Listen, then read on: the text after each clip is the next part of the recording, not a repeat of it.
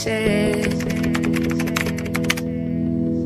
You made me feel I needed you and forced my heart to think it's true, but I found I'm powerless with you. Now I don't need your wings to fly. No, I don't need a hand to hold in mine this time. You held me down, but I broke free. I found the love inside of me. Now I don't need a hero to survive, 'cause I already saved my life. Hey, I just created a professional Wix site for my business. Let's check it out. Go to Wix. Pengertian negara hukum. Negara hukum adalah negara yang berdiri di atas hukum yang menjamin keadilan kepada warga negaranya, yang mana keadilan tersebut merupakan syarat bagi tercapainya kebahagiaan hidup untuk warga negara, dan sifat keadilan itu perlu diajarkan rasa susila kepada setiap manusia agar dapat membuat warga negara suatu bangsa menjadi baik. Ada 4 alasan mengapa negara menyelenggarakan dan menjalankan tugasnya berdasarkan hukum, yaitu 1. Demi kepastian hukum, 2. Tuntutan perlakuan yang sama, 3. Legitimasi demokrasi, 4. Tuntutan akal budi. Negara hukum memiliki unsur-unsur, yaitu sebagai berikut. 1. Hak dasar manusia dihargai sesuai dengan hakikat dan martabatnya sebagai manusia. 2. Adanya pemisahan atau pembagian kekuasaan untuk menjamin hak-hak itu. 3. Pemerintahan dilakukan berdasarkan peraturan perundang-undangan. 4. Hadirnya peradilan administrasi dalam perselisihan antara rakyat dengan pemerintahannya. Adapun ciri-ciri negara hukum, yaitu 1. Kekuasaan dijalankan sesuai dengan hukum positif yang berlaku. 2. Pekerjaan negara berada di bawah kontrol kekuasaan kehakiman yang efektif. 3. Berdasarkan sebuah undang-undang yang menjamin hak asasi manusia. 4. Menuntut pembagian kekuasaan.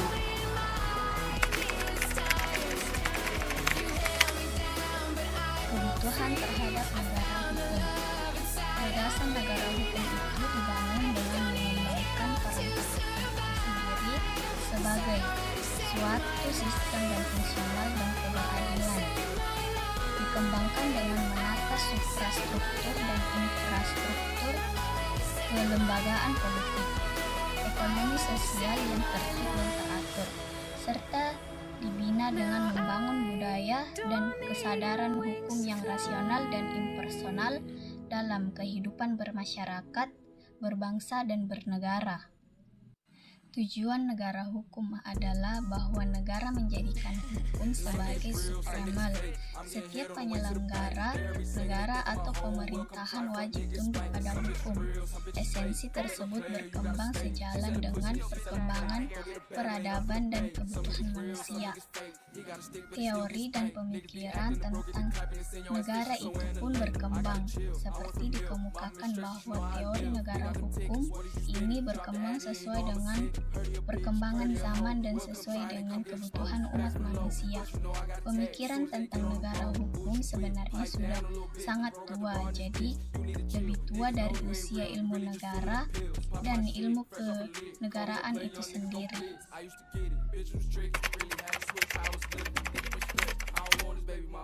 Bagian C. Konsep negara hukum. Sejak awal berdirinya Republik Indonesia, konsep negara hukum yang dipilih adalah, atau yang konsep negara hukum yang diciptakan adalah, negara hukum demokratis yang aktif untuk mewujudkan perlindungan terhadap segenap bangsa Indonesia dan seluruh kepala daerah Indonesia, memajukan kesejahteraan umum dan mencerdaskan kehidupan bangsa, serta ikut dalam memelihara ketertiban dunia yang berdasarkan kemerdekaan, perdamaian abadi, dan keadilan sosial. Kemudian, konsep negara hukum itu sendiri, selain bermakna bukan negara kekuasaan atau Marxist, juga mengandung pengertian adanya pengakuan terhadap prinsip supremasi hukum dan konstitusi. Dianutnya prinsip pemisahan dan pembatasan kekuasaan yang menurut sistem konstitusional yang diatur dalam Undang-Undang Dasar, adanya jaminan-jaminan hak asasi manusia yang diatur dalam Undang-Undang Dasar, adanya prinsip-prinsip peradilan yang bebas dan tidak memihak yang menjamin persamaan setiap warga negara dalam hukum, serta menjamin keadilan bagi setiap warga negara, termasuk terhadap penyalahgunaan wewenang oleh pihak yang berkuasa.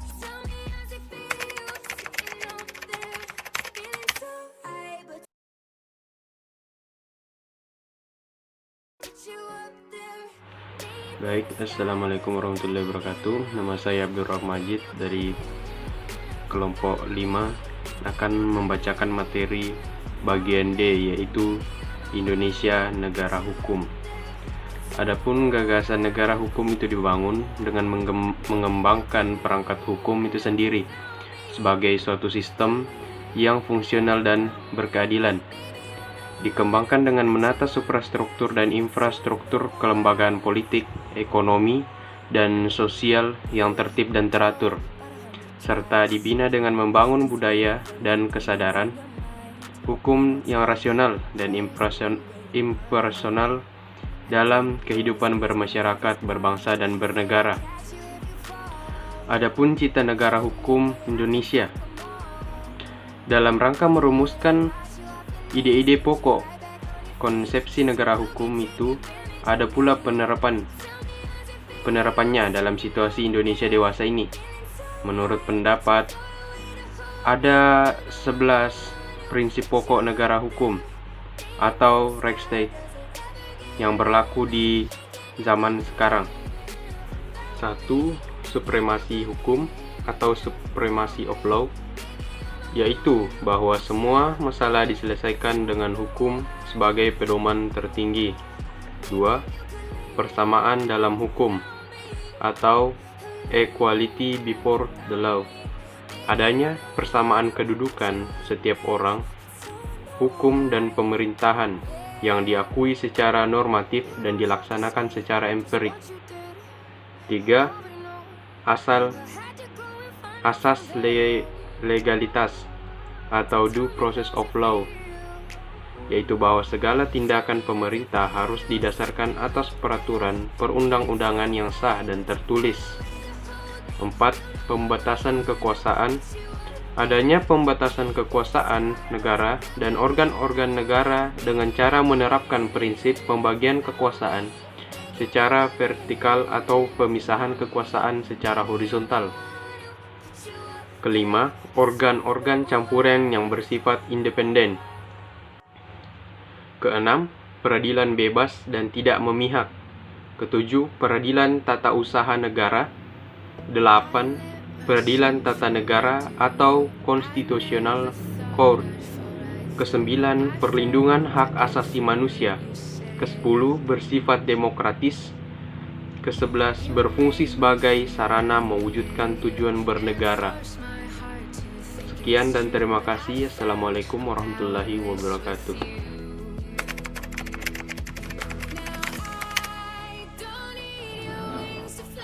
Menegakkan hukum di Indonesia. Pada sistem hukum modern, keadilan sudah dianggap diberikan dengan membuat hukum positif. Dengan kata lain, keadilan yang akan ditegakkan ditentukan melalui hukum positif. Dalam konteks sosial, kemasyarakatan, hubungan-hubungan dan tindakan pemerintahan kepala warga negaranya didasarkan pada peraturan dan prosedur yang bersifat impersonal dan imperatif. Dari sinilah kemudian kemunculan konsepsi the rule of law. Suitanjo Wijoyo Broto menyatakan bahwa positivisasi norma-norma hukum adalah suatu proses politik yang mana menentukan bagi perkembangan hukum sebagai satu applied art. Ajaran-ajaran hukum ini dengan jabaran-jabarannya yang dikembangkan sebagai doktrin sudah sedemikian standar sejak awal abad ke-19. Dalam perkembangan selanjutnya, ajaran-ajaran hukum yang dikembangkan dari paradigma positivisme menjadi begitu dominan dalam praktik maupun dalam pendidikan hukum. Doktrin-doktrin hukum dialami oleh paradigma hukum positifme menjadi ajaran yang tidak tepat dibantah dan menjadi bagian integral dalam materi pendidikan hukum. Baiklah, saya akan memberikan contoh kasus, yaitu ada seorang Mbah Jiwa, kita sebut saja Mbah Jiwa, telah melakukan perbuatan yaitu membunuh dan cacat cucunya menjadi 76 bagian. Akibat perbuatan itu, Mbah Jiwa diperiksa dan diadili di depan persidangan. Pada saat persidangan diketahui Mbah Jiwa mengalami ketidaknormalan dalam jiwanya apabila kasus ini merupakan perkara pidana pembunuhan, yaitu melanggar pasal 340 KUHP dan pasal 338 KUHP. Namun demikian, Mbah Jiwa tidak dapat dijatuhi pidana. Berdasarkan pasal 44 KUHP, kepada Mbah Jiwa akan dijatuhkan putusan dilepaskan dari segala tuntutan hukum dan dimasukkan rumah sakit jiwa dan kurun waktu 1 tahun untuk penyembuhan. Terima kasih.